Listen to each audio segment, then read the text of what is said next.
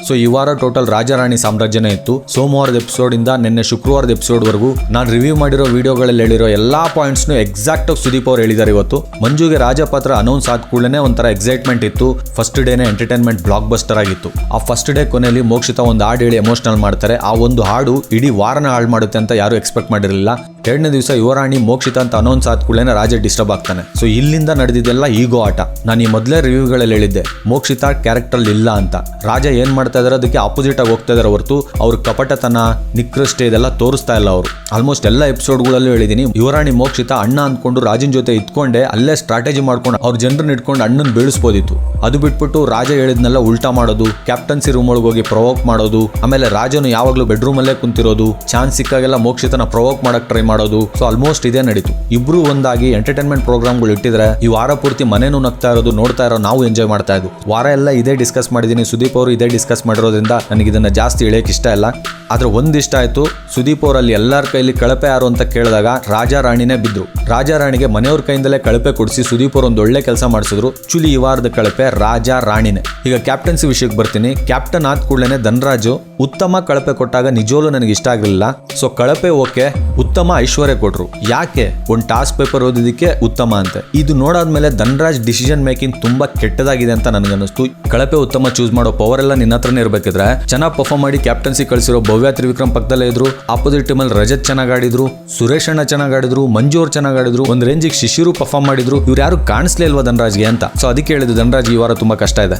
ಆಮೇಲೆ ಸುದೀಪ್ ಅವರು ಧನರಾಜ್ಗೆ ಧೈರ್ಯ ತುಂಬಿಸಕ್ಕೆ ಕೆಂಪೇಗೌಡ ಡೈಲಾಗ್ ಹೇಳಿಸಿದ್ ಮಾತ್ರ ಸೂಪರ್. ಇಂಥವೆಲ್ಲ ಧನರಾಜ್ ಸಕ್ಕದಾಗಿ ಮಾಡ್ತಾರೆ ಅಂತ ಮತ್ತೆ ಪ್ರೂವ್ ಮಾಡ್ಕೊಂಡ್ರು. ಆಮೇಲೆ ಸುರೇಶ್ ಅವ್ರ ಬಗ್ಗೆ ಇವತ್ತು ಮುಖ್ಯವಾಗಿ ಮಾತಾಡ್ಲೇಬೇಕು. ಅವ್ರ ಜೊತೆಗೆ ಇದ್ಕೊಂಡು ಅವ್ರನ್ನ ಬೀಳ್ಸೋದಕ್ಕೆ ಅವ್ರ ಮೇಲೆ ಪ್ಲಾನ್ ಮಾಡಿದ್ದಾರೆ. ಆಮೇಲೆ ಅವ್ರು ಆಕ್ಚುಲಿ ಟಾಸ್ಕ್ ತುಂಬಾ ಚೆನ್ನಾಗಿ ಆಡಿದ್ರು. ಸುದೀಪ್ ಅವ್ರು ಸುರೇಶ್ ಬಗ್ಗೆ ಹೇಳಿದ್ರಲ್ಲ, ನಾಮಿನೇಷನ್ ನಲ್ಲೂ ಅವ್ರು ಅದೇ ಭಾಷೆಯಲ್ಲಿ ಮಾತಾಡ್ತಾ ಇದ್ರು ಅಂತ ನಾನು ಇದನ್ನೇ ಒಂದು ರಿವ್ಯೂ ಅಲ್ಲಿ ಮೆನ್ಷನ್ ಮಾಡಿದೆ. ಯಾಕಂದ್ರೆ ಅದು ನನ್ನ ತಲೆಯಲ್ಲಿ ಹಂಗೆ ಇತ್ತು. ಅವರು ಆ ಕ್ಯಾರೆಕ್ಟರ್ ಅಲ್ಲಿ ತುಂಬ್ಕೊಂಡ್ಬಿಡಿದ್ರು. ಆಮೇಲೆ ಸುರೇಶ್ ಅವ್ರಿಗೆ ಹೆಂಗ್ ಗೊತ್ತಾಯ್ತೋ ಯಾರು ಹೇಳಿದ್ರು ಗೊತ್ತಿಲ್ಲ, ಮೋಕ್ಷಿತಾ ಶಿಶಿರ್ ಪ್ಲಾನ್ ಮಾಡಿದ್ರು ಅಂತ ಹೇಳಿದ್ರು. ಅವರು ನಾವು ಮಾಡೇ ಇಲ್ಲ ಅಂತಂದ್ರು. ಐಶ್ವರ್ಯನು ನಾವು ಆತರ ಟಾರ್ಗೆಟ್ ಮಾಡೇ ಇಲ್ಲ ಅಂತಂದ್ರು. ಸುರೇಶ್ ಅವ್ರಿಗೋಸ್ಕರ ಒಂದೇ ಒಂದು ವಿಡಿಯೋ. ಸುರೇಶ್ ಆಗ್ಬಿಟ್ರೆ ಏನ್ ಮಾಡ್ತಾರೆ ಗೊತ್ತಾ, ನೀವೇ ಹೇಳ್ತೀರಾ ಅವ್ರನ್ನ ಆ ವ್ಯಕ್ತಿ ನಂಬಕ್ಕಾಗಲ್ಲ.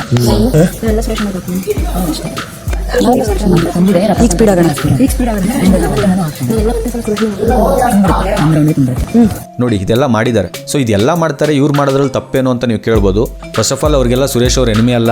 ಆಮೇಲೆ ಅವತ್ತು ಸುರೇಶ್ ಅವ್ರದ್ದು ಪಾಪ ಮ್ಯಾರೇಜ್ ಆನಿವರ್ಸರಿ ಇತ್ತು. ಈ ಮೋಕ್ಷಿತಾ ಇವರೆಲ್ಲ ಸೇರ್ಕೊಂಡೇ ಸೆಲೆಬ್ರೇಟ್ ಮಾಡೋರು. ಇವರೆಲ್ಲ ಸೇರಿ ಏನ್ ಸುರೇಶ್ ಅಣ್ಣನ್ ಗೆಲ್ಲಿಸ್ತಾರೆ ಅಂತ ಅವ್ರು ಅನ್ಕೊಂಡಿರಲ್ಲ. ಆದ್ರೆ ಎಲ್ಲ ಸೇರಿ ಗುನ್ನಾಡ್ತಾರೆ ಅಂತ ಮಾತ್ರ ಎಕ್ಸ್ಪೆಕ್ಟ್ ಮಾಡಿರಲಿಲ್ಲ ನಮ್ ಸುರೇಶ್ ಅಣ್ಣ. ಆಮೇಲೆ ಸ್ವಲ್ಪ ಇವ್ರಿಗೆ ಸ್ವಲ್ಪ ಧನರಾಜ್ಗೆ ಆಗ್ತಾ ಇದ್ದಿದ್ರೆ ಓಕೆ. ಆ ಕಡೆ ಫುಲ್ ಕಾಲಿದೆ ತೋಮಂದ್ ಎಲ್ಲ ಸುರೇಶ್ ಅಣ್ಣನ್ ಇದ್ರಲ್ಲೇ ತುಂಬ್ತಾ ಇದಾರೆ. ಆ ಸ್ಪೆಷಲ್ ಡೇ ದಿವಸ ಇಷ್ಟು ಕೆಟ್ಟದಾಗ ಅವ್ರನ್ನ ಸೋಲಿಸ್ತಾರೆ ಅಂತ ಪಾಪ ಅವ್ರು ಅನ್ಕೊಂಡಿರಲಿಲ್ಲ. ಅದೇ ಮನ್ಸಿಗೆ ತುಂಬಾ ಹರ್ಟ್ ಆಗಿರೋದು ಅವ್ರಿಗೆ. ಆ ಸಿಚುವೇಶನ್ ಅಲ್ಲಿ ಸುರೇಶ್ ಅಣ್ಣ ನೋಡಿದಾಗ ನಿಜವಲ್ಲೂ ನನಗೆ ಬೇಜಾರಾಯ್ತು.